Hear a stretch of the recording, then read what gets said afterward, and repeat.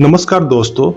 सोचिए, एक लड़का बस 12 साल का अपने पिता की मौत के बाद एक छोटा सा राज्य विरासत में पाता है और फिर सिर्फ कुछ ही महीनों में अपने दुश्मनों के हाथों सब कुछ खो देता है। उसके पास ना बड़ा सेना, ना खजाना, ना कोई मजबूत गढ़, सिर्फ एक ख्वाब, एक दिन हिंदुस्तान का बादशाह बनने का। आज हम ले चलेंगे आपको 500 साल पीछे, फरगाना की घाटियों से काबुल के पहाड़ों तक और वहाँ से पानीपत की मैदान तक, जहाँ लिखी गई थी हिंदुस्तान की एक नई कहानी। बाबर का असली नाम था जहीरुद्दीन मोहम्मद। 1483 में फरगाना वैली, आज का उज्बेकिस्तान में उसका जन्म हुआ। बाबर के नस में दो बड़े जीतने वाले शासकों का खून था, पिता की तरफ से तैमूर खान और माँ की तरफ से चेंगिस खान, एक शाही नस्ल का छोटा राजकुमार।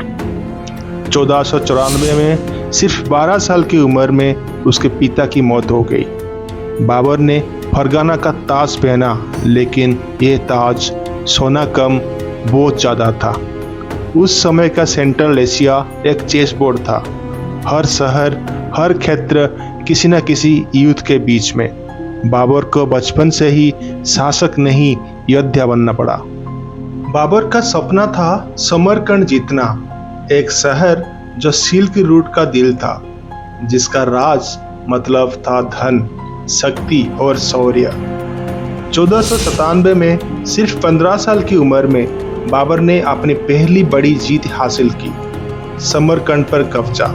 लेकिन 3 महीने बाद उसने दोनों समरकंद और फरगाना को खो दिए। एक लड़का बिन राज्य के बस कुछ ही वफादार सिपाहियों के साथ एक भटकते हुए योद्धा की तरह जिंदगी जीने लगा। 1499 से 1504 तक बाबर ने बार बार कोशिश की समरकंद वापस लेने की, हर बार जीत, हर बार हार। अपने रिश्ते के भाई, दोस्त और साथी सब कभी न कभी दुश्मन बन गए।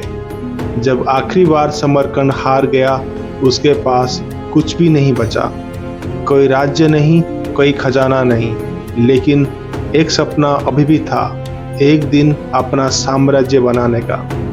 1504 में बाबर ने अपना रुख बदला। उसने सोचा, अगर सेंट्रल एशिया में मौका नहीं मिल रहा तो दक्षिण की तरफ क्यों न देखा जाए। ही मार्च टुवर्ड्स अफगानिस्तान। यहाँ के शहर थे थके हुए, यहाँ की रिश्तें थी कमजोर। काबुल के लोगों ने बाबर का स्वागत किया और वहीं से शुरू हुआ नया सफर। काबुल बाबर के लिए सिर्फ एक शहर नहीं था, ये उसके लिए एक बेस कैंप बन गया था, एक लॉन्च पैड हिंदुस्तान की तरफ। बाबर ने अपनी ही किताब बाबरनामा में लिखा, हिंदुस्तान का मौसम, उसका पानी, उसके पेड़ पौधे और उसके लोग सब आंखों में हैं। लेकिन असल वजह थी, दिल्ली का सुल्तान कमजोर था। इब्राहिम लोदी अपने ही अमीरों से लड़ा हुआ था, उसके राज्य में व्यवस्था टूट रही थी।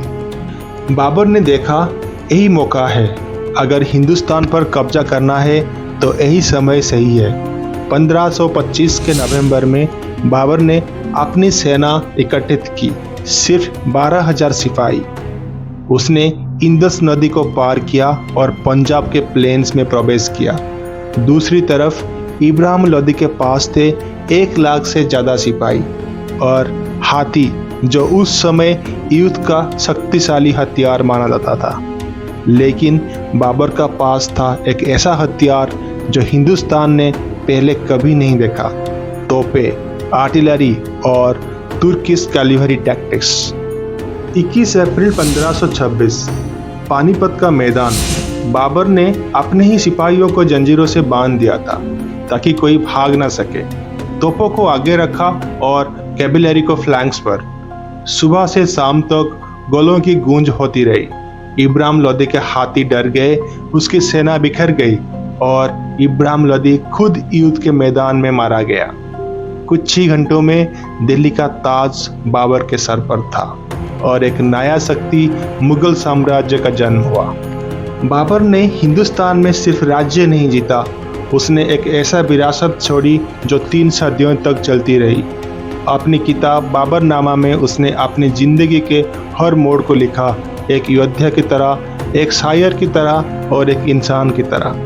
काबुल से दिल्ली तक बाबर का यह सफ़र हमें यह सिखाता है कि सपने कितने ही दूर क्यों ना हो, अगर हौसला और समय सही हो तो उसे हकीकत बना जा सकता है। तो दोस्तों, ये थी कहानी एक भटकते हुए राजकुमार की जो इतिहास का एक महान सम्राट बना। ये था बाबर का epic journey from Kabul to Delhi.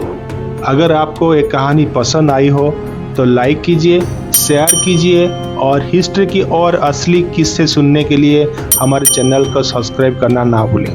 नमस्कार।